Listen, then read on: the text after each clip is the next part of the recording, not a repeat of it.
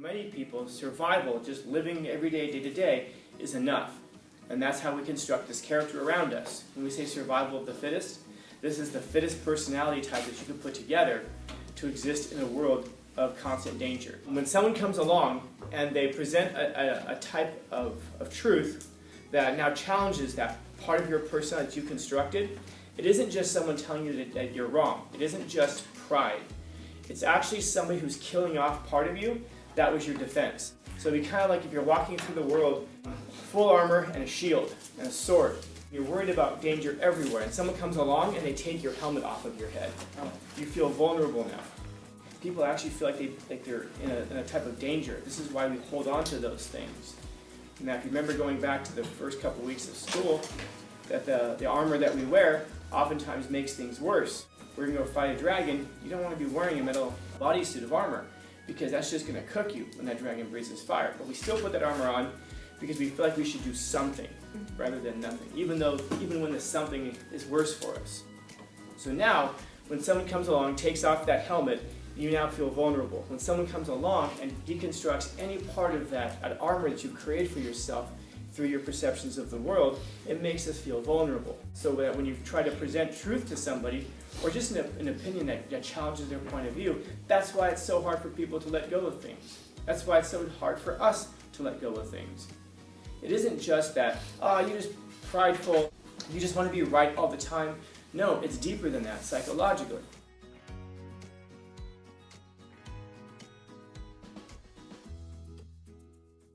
Let's start. What's a prophet? Prophet? Somebody who speaks truth. Somebody who speaks truth. Kind of, because where do they get their truth from? The will of God. Yeah. Now, oftentimes we think of a prophet as somebody who's going to tell the future.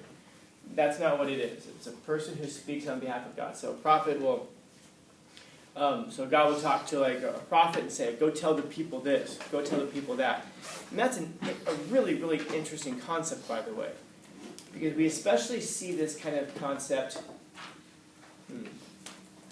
I was about to say we actually see this kind of concept in old religions, but that's actually not true. We see a lot of these in cults as well. The idea is that you've got this entity out here. We'll just draw like a big old nebulous thing, which we'll say is God. And then God speaks to one individual, and then that one individual comes and speaks to the rest of the people. This is the prophet, the person who's kind of the intermediary between God and the people. So this person speaks truth. But it's not just that the person speaks truth, and there's a reason that he mentions prophets particularly, because if you're looking for ultimate truth, that's where, there's no deeper source than that. Bless you. Thank you. And so he's talking about prophets here as a person who speaks truth, and speaks it with ultimate authority. We might say that. What's a martyr? Somebody who died for a cause. Yeah, someone who dies for a cause. And that person now becomes a role model for us. Not because they're dead. Not because they're dead. General Patton during World War II made some comment to the effect of, being a hero is not dying for your country. Being a hero is making some other son of a bitch die for his country. We don't want to die for our cause. But the idea is that if you do, then you're going to have lots of people who are going to look to you and admire your commitment to the cause. So if it's a commitment to your religion, if it's a commitment to your political group, whatever it is. So the martyr is the person who dies. The prophet is the person who speaks truth, then the martyr is the person who dies.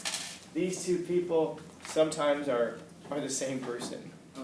Yeah, sometimes you have to, if you go about speaking truth, then you're going to die. Remember that? Yeah. If you try to change the world, you're going to get shot. You're going to get shot.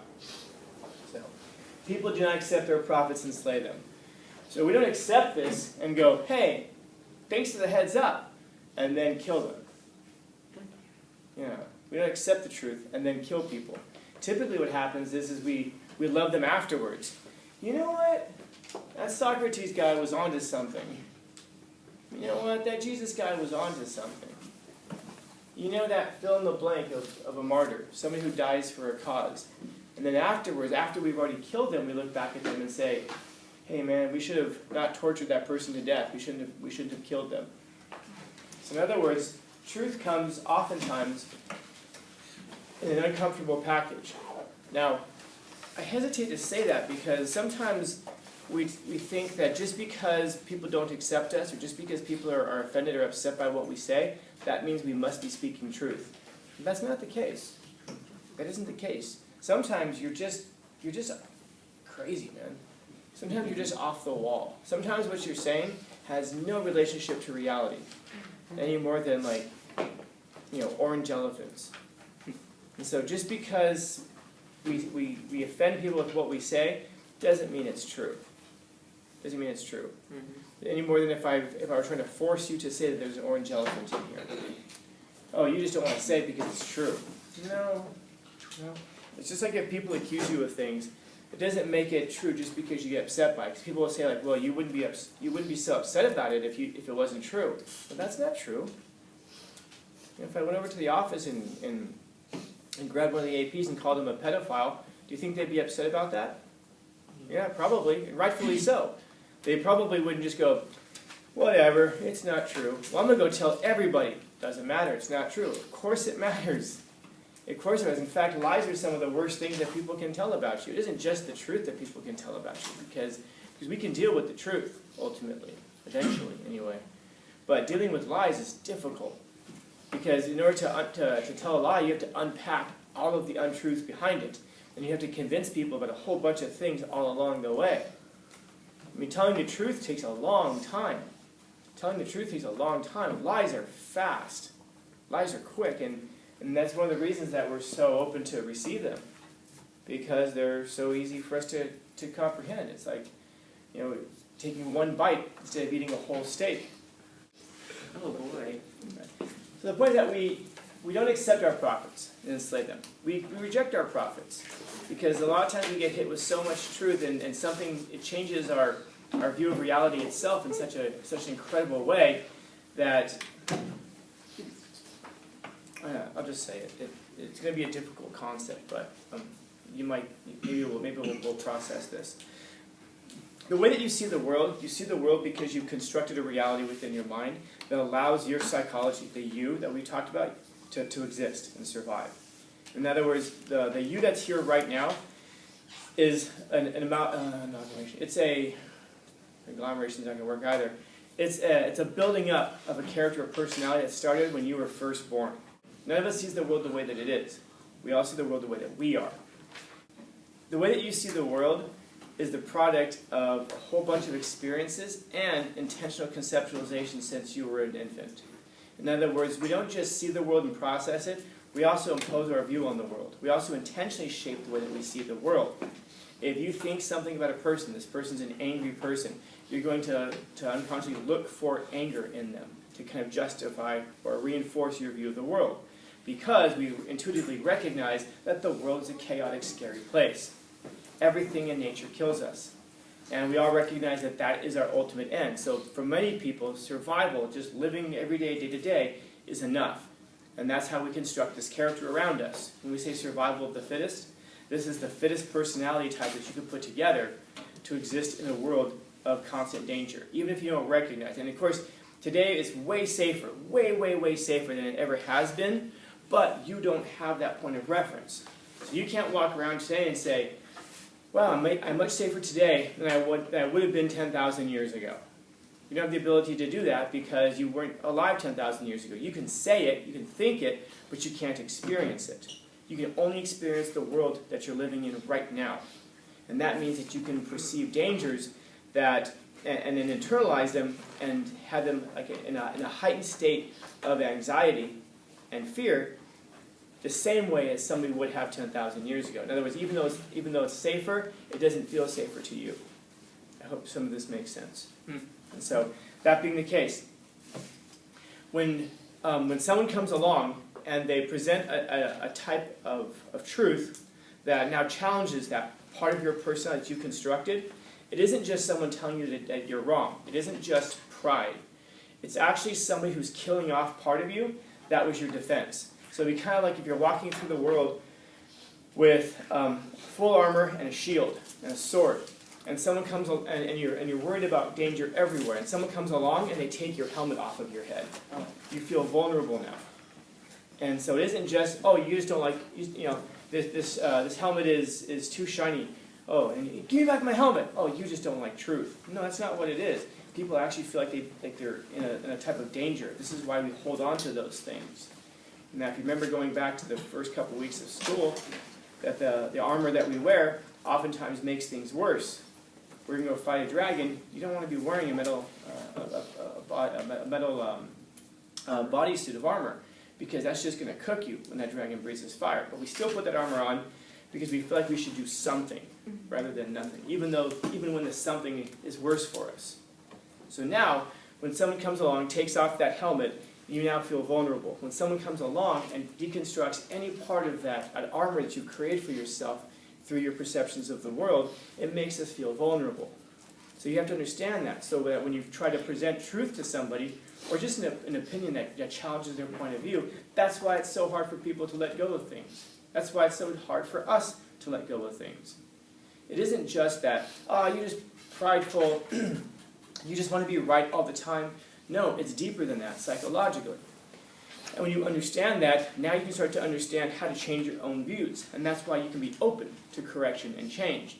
Because you can recognize that when somebody challenges an idea of yours, one of two things is going to happen. Either, if you're honest about it, that's the important part, you have to be honest about it.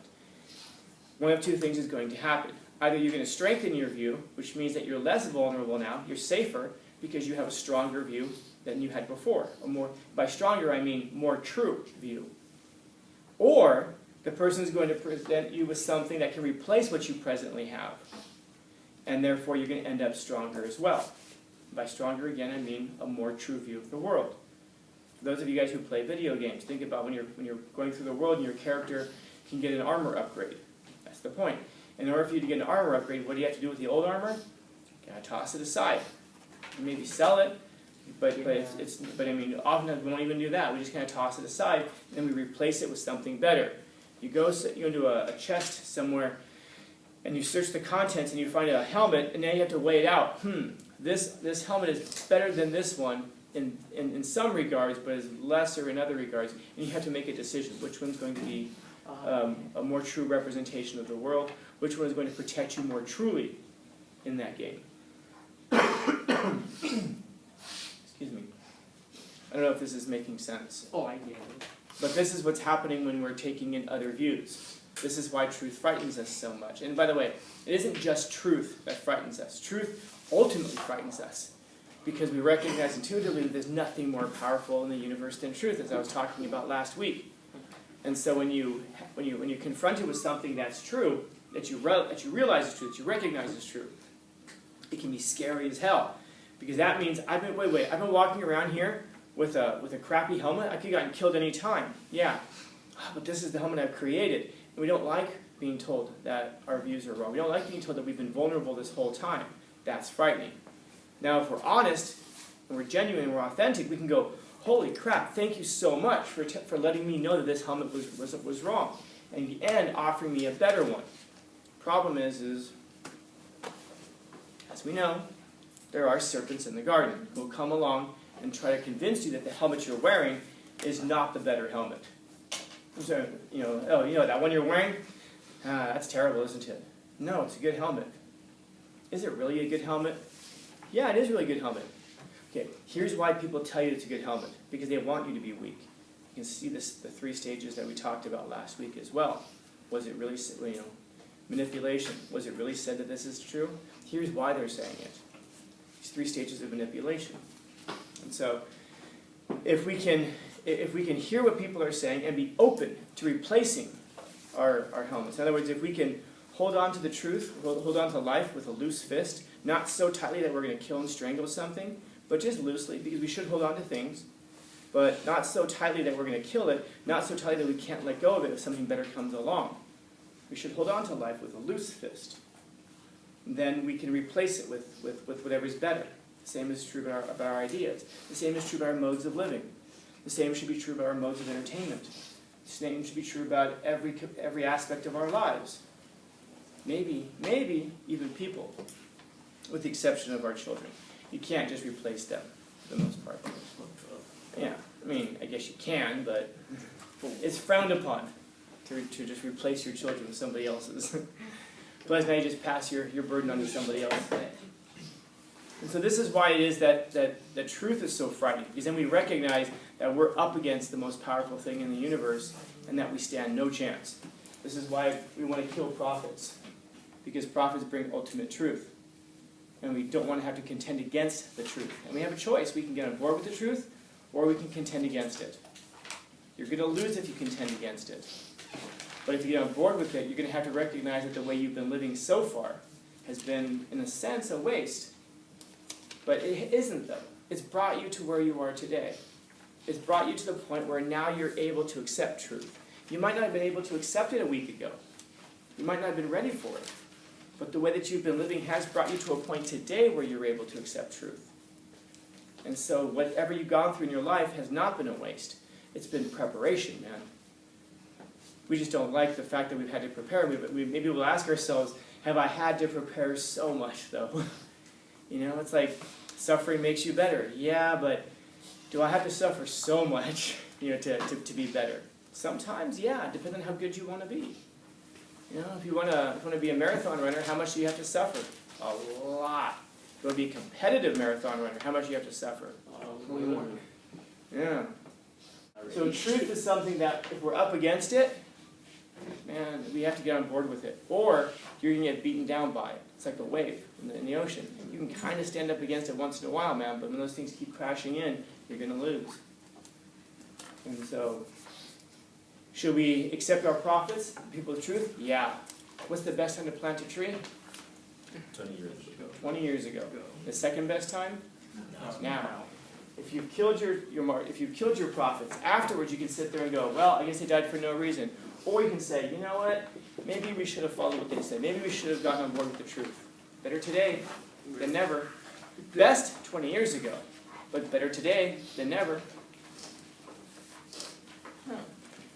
Questions, comments, concerns, complaints, criticisms, critiques?